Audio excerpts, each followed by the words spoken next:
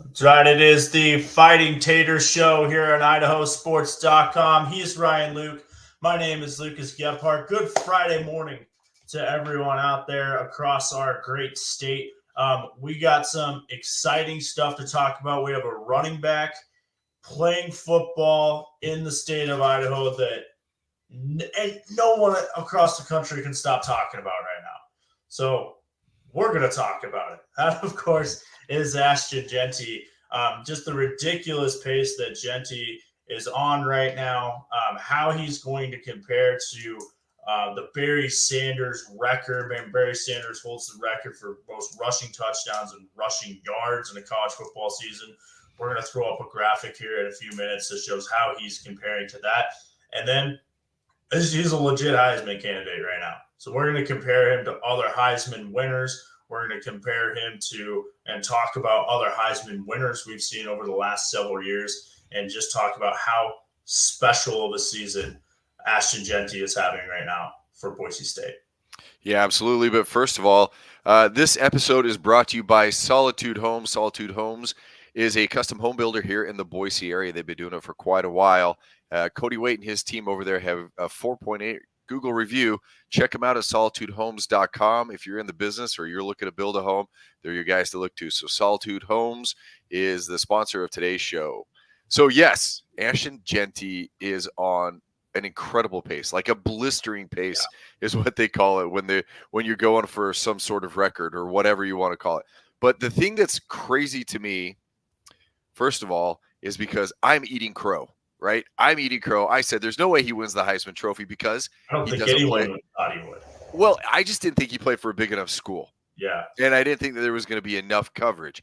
But it's really, really, really hard to deny somebody when they're just doing something so absolutely incredible that you can't stop talking about it. Now, people are going to argue level of competition. Yeah, Mountain West, but he did it against Oregon. He's done it against Washington State, who is a solid team, and we've seen that. He's done it against some decent opponents. I would love to say that I saw this coming, but I didn't. Yeah. No, I don't think anybody saw this coming. And I remember back in August, I was driving home from work, listening to a local sports talk show here in Boise, and they were talking about, and this is like the first week of August, they were talking what realistically, what does he have to do to win the Heisman Trophy? Both of the hosts on that show were like, he can't. They didn't think he could. And what they said, the only way that he would even be in the conversation is if he rushes for 2,000 yards. Well, he's paced to rush for 2,000 yards, right? So as we kind of get into this, we want to remind you that you can watch this show and any show Ryan and I have done here on the Fighting Taters Show on IdahoSports.com YouTube channel, Facebook page, the X account. You can also listen to the show on IdahoSports.com or wherever you download and subscribe to your podcast. So yes, please like, share, comment, do all of those things. It helps Ryan and I grow this show. We've grown week over week over week, and we're pretty excited about where this thing goes. And we're excited to talk about Ashton Jeanty. So let's go ahead and get into it. Let's go ahead and start with this, Ryan. Let's go ahead. We're going to throw up a little graphic here. These are all of the Heisman Trophy winners going all the way back to 1990. And there is one thing that stands out to you, Ryan, and it was something that you pointed out when we were doing some show prep for this. What is that? Yeah, we were, and we talked about it. And so, first of all, I'm going to point out a couple of things. So, statistics are always fun. If out of the last 5 years, only one non-quarterback has won the Heisman Trophy, and that was Devontae Smith when he played at Alabama. He was absolutely phenomenal. By the way, did it as a freshman. And if you go even further back, it's quarterback. You have Joe Burrow, Kyler Murray, Baker Mayfield, Lamar Jackson, and then you run into your first running back. Your last running back to win the Heisman Trophy was Derrick Henry in 2015. Before that, then you had Marcus Mariota, Jameis Winston, Johnny Manziel, Robert. You can see the trend here. The Heisman Trophy goes to the best player in college football. And the best way to demonstrate that or to show that is when you have the ball in your hands. So who has the ball in their hands more than anybody else? Well, as we can see, you have to be absolutely, it's a quarterback, and you have to be absolutely phenomenal. But all that's fine. But one thing that sticks out to me is that all of these, all the way back in the first non-Power 5, now Power 4, Power 4, Power 5 conference, non-Power 4, Power 5 conference quarter or winner of the Heisman Trophy was Ty Detmer at BYU back in 1990. And that was when he played in the WAC, and it was wide open, and he was breaking all kinds of record books. So you're starting to see a trend, right? Ty Detmer doing crazy things that nobody had ever seen, putting up phenomenal numbers, and it's just you can't deny them at that point. You couldn't deny him the Heisman Trophy. And then you move on. You saw Devontae Smith, same thing, put up crazy. He had 1,800 yards receiving. 1,800 yards receiving, and he did it in, I want to say it was in 14 games. Like, numbers just pop off the charts and stick out to you. That's what's happening with Ashton Jeanty right now. Yeah, so Jeanty right now has the chance to be the first non-quarterback to win the Heisman Trophy since 2020, and like we said, Devontae Smith, the first running back since 2015, and Derrick Henry, of course, out of Alabama, and the first non-power player from a non-power conference to win it since Ty Detmer, all the way back in 1990. And you said it. It's just Detmer back in 1990 had stats that you just could not deny. You had to give it to him, right? You're kind of seeing the same thing with Jeanty. And so we're going to go now. We're going to compare him to other running backs who have won previous Heisman trophies. This is how he compares through 5 games. So these are not season totals. This is through 5 games, how Ashton Jeanty compares to Derrick Henry, who won the Heisman Trophy in 2015. Mark Ingram won it back in 2009. And then Reggie Bush, obviously, won it, later lost it. How he compared to Reggie Bush through his first 5 games. He is almost doubling every single one of these players. It's insane. It's absolutely insane. Now, Reggie Bush, he did get it back, by the way. He won. So the Heisman Trophy Foundation did give it to him back. Reggie Bush is the only anomaly there. He's listed as a running back, but remember, he was punt returning. They lined him up in the slot, and he was a kick returner. So he had all kinds of all-purpose yards. That's why he went on to do it. I mean, yeah, he had over 1,000 yards rushing, but that didn't pop off. It was everything else. As a pure running back, you can see these 3 gentlemen here, Mark Ingram, Derrick Henry, which, by the way, is running roughshod over the NFL right now. Derrick Henry, and now Ashton Jeanty in college. So far ahead of anything that anybody has done in the last. Look, Barry Sanders won it in 1988, I want to say, right? The Heisman Trophy was in 88. Yeah, the last time he won it in 1988, which means since 1988, you have not had anybody even come close to this type of production. There are a lot of people who are going to listen to this that weren't even born in 1988, my friend. Weren't even born. Half your hosts weren't born in 1988. I didn't want to go there. I didn't want to go there. But no, these numbers are insane. And kind of what stands out to me is you can't use the argument of, well, he's touching the ball more. He only has 2 more carries than Derrick Henry. He's only got 12 more than Mark Ingram. You know what I mean? So the touches, the sample size is the same. And, like, I get it. Competition, whatever. They played Oregon. He did fine against Oregon. Yeah. And the crazy thing too is his run totals, like him touching the ball, is not absurd. It's not. He's getting 10, 13 rushes a game, 15 rushes a game. That's it. I mean, that's a very manageable workload if you're looking at the longevity of the season. Can he maintain that? Yeah. He can touch the ball 10 times a game, not a problem. 15 times a game, not a problem. Once you start getting into the 25s, the 30s, and it starts taking its toll. But as is, I see this as sustainable, and for a couple of reasons. Number 1, the workload. We just talked about that. Number 2, his competition's not getting any better. There's no outside of UNLV, who has shown a propensity to give up some yards as of lately. Outside of that, competition's not getting any better. Right. And, going back to that Oregon game, just pulled up his stat line here, 25 carries, 192 yards, and 3 touchdowns. They whooped up on Utah State last week. I think he only had 13 carries. And that's right.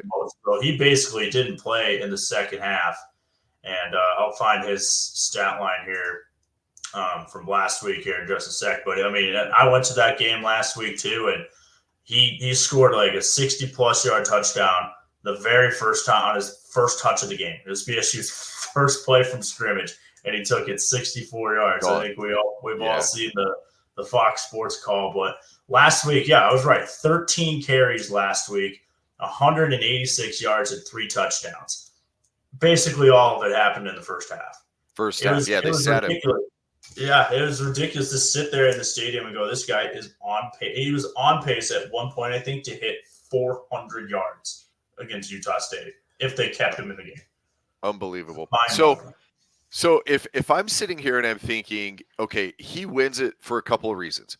Number one, his stats are jumping off of the chart. Unbelievable. But at this point, it's between him and Travis Hunter. Hunter. That's who I would say who has it, because Carson Beck was a front runner for Georgia. He's okay. He's never been like a highlight reel, but he's just been consistent on a really good team. Mm-hmm. Quinn Ewers, he's been injured, and he's been, look, in terms of sheer capability, and you want to talk about oozing with talent, he has a ton, but he's raw. Jackson Dart, really good, but he plays for an Ole Miss team that loses a game that they shouldn't lose to Kentucky. So he hasn't necessarily, he's played himself into Heisman contention, but a lot of those other players have played themselves out of Heisman contention. Travis Hunter is the only other one, and Rod Woodson. Woodson from Michigan. What's that? Charles Woodson. There it is. Charles Woodson is the last defensive-ish player to win the Heisman Trophy, and he did that. Travis Hunter but Woodson was also an offensive threat as well. I just don't see how his numbers can compare. I mean, what he does is amazing. How many snaps, Hunter at this point, how many snaps he takes a game, the impact he has is phenomenal. And he very, very well may be the best player on the field at any given time. But if those two players played each other, Jeanty and Hunter, through Travis Hunter. I still think Jeanty's the better player of the two on the field at the same time. Yeah. And the whole Travis Hunter Jeanty argument is starting to emerge on the national stage too. It is. We've seen platforms like Barstool start to talk about it. They have two guys. One guy says, it's got to be Jeanty. How is it not Jeanty? The other guy says, well, Travis Hunter plays both ways. How is it not Travis Hunter, right? So you're starting to see that conversation start to emerge on the national stage. Here in the Fighting Taters Show, I am all in on Jeanty, not only because I live in Boise, but I also used to live in Fort Collins. So I have my votes with Jeanty. There's no way I can't, right? well, because I do vote for the Heisman. No, I don't vote for the Heisman Trophy. So I would not go that far. Although I did work for Nissan at one time, and I'll see if I can find a picture. We can hold it up. I literally had the Heisman Trophy in my house. It was pretty cool. Oh, nice. That's cool. It is cool, and we'll show it here. I'll get a picture. Not right now because I have to dig it out of my phone. But I'll tell you what. Ashton Jeanty is still my pick, and I've already said it before. The best player in college football. That's what the Heisman Trophy is for. It's designated as the best player in college football. Who doesn't have the best stats? It's not who, like, if there was an offensive lineman that could affect the game and he was the best player in college football, he would have a chance to win it. But at this point, who affects the game the most and is clearly hands down the best player on the field, and if Boise State lined up against anybody, by the way, Oregon's ranked number 3, has Ohio State's going to Oregon. I was just in Portland, flew back today. You should have seen that whole airport was filled with Ohio State fans. They're all in on Ohio State number 2 right now, right? Like, that's a good football team. Going to go play. We'll see what they're made of. We'll see what Oregon's made of. And Jeanty did it against the number 3 team in the country, theoretically the number 3 team in the country. Goes without saying that the better Oregon does throughout this year, everyone in Boise should be rooting for Oregon this weekend. I know it's hard. I know it's hard, but every single person who's a BSU fan needs Oregon to go win the Big Ten. They do. That is only going to help BSU because I think BSU, the schedule sets up pretty favorably for them the rest of the way. Only one really game, you're probably maybe 2 if you throw the Mountain West Championship in there too. Yep. And it might be against the same team. And talking about UNLV, that's really the only hiccup you might see later on down the road. So one last thing I do want to touch on here with Jeanty is, and we kind of teased it at the top a little bit, how he's comparing right now to Barry Sanders, who obviously holds the college football single season rushing and touchdown records. You can see Barry Sanders' his stat line that he did back in the 80s there, 2,600 yards, 37 touchdowns in that season for him. This is how Jeanty compares to him right now. So we talked about it already. Through 5 games, Jeanty's just over 1,000 yards and 16 rushing touchdowns. That's an average of 206 yards a game and 3.2 touchdowns per game. So if he keeps that pace, he will break Barry Sanders' record if Boise State plays for the Mountain West Championship. This is assuming that they're one of the top 2 teams in the Mountain West. We think they probably will be come the end of the year. And if they are, he, at this pace, would break that record in the Mountain West Championship and then would proceed to break that record if Boise State were to make a bowl game or advance to the college football playoff. And that's assuming they played 1 game in the playoff. I mean, maybe things get crazy. Maybe they win one. You go play another game. Who knows? But that is the current pace that Jeanty is at right now if you're taking his average yards and touchdowns per game. So I see that. And granted, Barry Sanders is the same thing as the NFL, 17 games now versus 16 versus the 50, when they go down. It's irrelevant. It's a different football. They're bigger, stronger athletes at this point. So he very well deserves that. Now, speaking of deserving, I just want your thoughts. What does this do? What does it mean? What does the Heisman Trophy mean, not only to Jeanty, but to this Boise State program? Boy, I think it means everything, not just to Boise, not just to the community, but to the whole group of 5. To have someone win the Heisman Trophy in an era where a group of 5 team can play for a national championship, and not only can play for a national championship, but Jeanty is a guy that Power 4 teams were calling last winter and spring. You remember that? Absolutely. I thought he was gone. I did too. I thought he was gone. Decides to stay. I'm sure we've all seen the quote now where legacy is more important to me than money. What a powerful quote that is from a college kid. From a kid who probably knows he's going to make a decent amount in the NFL. But this is a kid that chose to stay in Boise, chose to stay and play at Boise State, at a Power 5 power, or a Group of 5 power, I should say, Group of 5 power, chose to do that instead of going to a major program, and several of them were calling. And you're seeing why so many of them were calling this year. I think it means everything to the city, the school, and the whole Group of 5. And just to piggyback on that, if I'm his advisor, right, I'm one of his confidants, and he says, hey, Bama's calling, USC's calling, what should I do?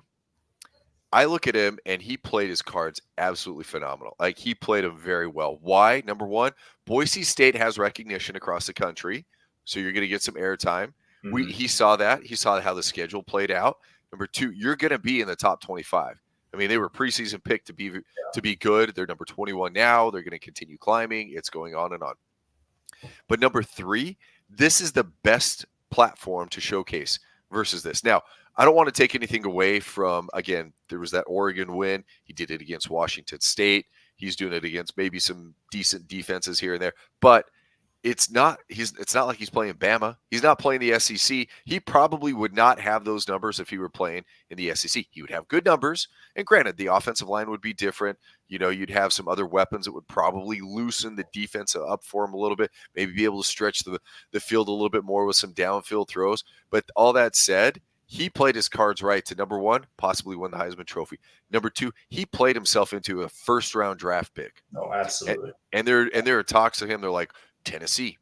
They're talking the Cowboys got to replace Ezekiel Elliott. Tony Pollard left. There are like 4 or 5 different places that they're already predicting him to go. And he climbs higher and higher every single week. So what does it mean? Well, it means a lot of money. Like you said, it means a lot for these group of 5s that they can actually do that and they can get on the map. And on top of that, for the city of Boise, I'd say for the state of Idaho, absolutely magnificent, significant to that. Yeah. Yeah, I totally agree with you. I think if he's able to pull this off, and if he keeps this pace, I think he will. It just keeps building and building and building every week, and I think it's just so cool to see national media talking about this guy. College Game Day did an interview. Chris Peterson interviews Ashton Jeanty at the Blaymire, and they aired on College Game Day. I mean, that's the kind of stuff that this run is the exposure that's bringing to Boise State right now. Yep. So they got to be loving it. Boise State's very lucky that Jeanty decided to stay because they are reaping the benefits from it right now. So should we talk about what's kind of coming up this week or tomorrow here with Boise State, U of I? U of I is going to be on ESPN2. Speaking of exposure. Talk about cool. Yeah, there you go. Well, hey, that's the same idea, right? Montana State becoming a household name. There's the matchups for the week. Montana State playing very well, 6-0. And quite frankly, University of Idaho, I think it can give them fits because their defense. Montana State, good offense, not explosive. And I think that University of Idaho can play off of that. By the way, the top one, Boise State at Hawaii, be a late game, and Boise State runs it up on them, score 55 points minimum. Yeah, that's 9 o'clock local start. Yeah, 9. So you're ending. I remember growing up watching BYU games. BYU would be at Hawaii. I'd be up at 12:30 finishing these games with my dad, and he'd be like, all right, we're going to go to bed. Same thing to there. But look, Portland State at Idaho State, that's very winnable for Idaho State. That puts them at 4-3. That puts them at 500. This is the latest that they would be above 500 in a season, I think since dating back to the 90s, if I'm not mistaken. It'd be the last time that they're this far into the season, 7 games. They had a couple good years my senior year, I think. So that would have been 15? No, 14. So 14, the year before I got there, they went 8-4. I'm not sure how late they got above 500 because they always play those like kind of money games like early on. I know 14, they had a good year. And then my senior year I was there, which would have been 17 or 18. You're right. Yeah, you're right. So since the teens, it's been 10 years. Yeah, it's been a while. So but I mean, this is, and we talk about it in the open, right? This is what Cody Hawkins is doing to Idaho State. They go, they win a game on a game-winning field goal against Cal Poly last week. So I mean, they got things rolling over there in Pocatello. So it's been fun to watch, but. Out of these 4 games, the only one we haven't touched on here, Arizona Christian going to Caldwell this week to play the College of Idaho. I think we both think the Yotes will roll in that one. But to me, out of these 4, I think the Vandals Montana State game is the one to watch this week statewide. Absolutely. Tune into that one. If you want to, hey, for a good time, just tune in. Yeah. Speaking of the Vandals, though, have you seen how many ranked teams there are in the Big Sky? Check this out. Like literally like half of the Big Sky is ranked right now. These are the FCS rankings. So Montana State's ranked number 3, 6-0. Davis is in the top 10. Idaho's in the top 10. Montana's 4-2, ranked at 14. And then you got Sac State, Weber, and Northern Arizona kind of cracking into the top 20-ish range as well. Obviously, Weber and Northern Arizona got some FBS schools in there too, but that's why their records are a little bit lower. But, man, the Big Sky is good this year. I mean, we're talking legit. You got 6 teams ranked, 6 teams in the playoffs, I would think, at this point. Yeah, at this point, I mean, now some of these teams have to play each other, so you're going to see the records maybe fall a little bit. But that's okay because, I mean, look, they're still rewarding Weber State for being that good. Because Weber State, outside of playing FBS schools and then playing other Big Sky schools, dominates. And Weber's at 3-3. I mean, they've lost 3 games, but outside of those 3 games, they're just dominating schools and they're beating good schools. And, there's a lot of cannibalism inside the Big Sky as well because good school play good school and you end up with losses on your record. But they are rewarded for the quality wins outside of the conference. And, boy, that'd be cool if they got 4 or 5 teams into the playoff. Yeah, I mean, I said 6. They got 7 teams ranked right now in the top 25. And they're going to get some airtime on ESPN Linear. ESPN2 Vandals playing Montana State. That game in Bozeman, 8:15 Mountain Time start, 7:15 up north for you folks up there in Moscow. So that's going to about wrap things up for us here this morning on the Fighting Taters Show. Again, want to invite you guys to like, comment, share these podcasts. It's an exciting time to be a football fan in Idaho. The Vandals are good. Boise State's good. They got a Heisman Trophy candidate as well. Definitely an exciting time. And then we want to thank Solitude Homes one last time for jumping on the show with us. Yeah, Solitude Homes again, custom home builder here in the Boise area. Cody Waite and the crew doing a good job for you. 4.8 Google review. Ball don't lie. Get on there if you need a home. Solitude Homes, solitudehomes.com. Yeah, so I want to thank Solitude Homes for being our show sponsor here today. He's Ryan Luke. My name is Lucas Gephardt. We are the Fighting Taters. We air these things once a week. We're going to have Brandon Huffman on next week from 24/7 Sports. So that should be a good one. We're looking forward to that. So look for that to drop a week from today. So next Friday, Brandon's very involved with the recruiting world. That should be a really good guest we're having on. So we may be able to do a live too. We'll see. Oh, look at that. So look for that. We'll kick something out. We'll let you guys know. So until then, we'll see you then.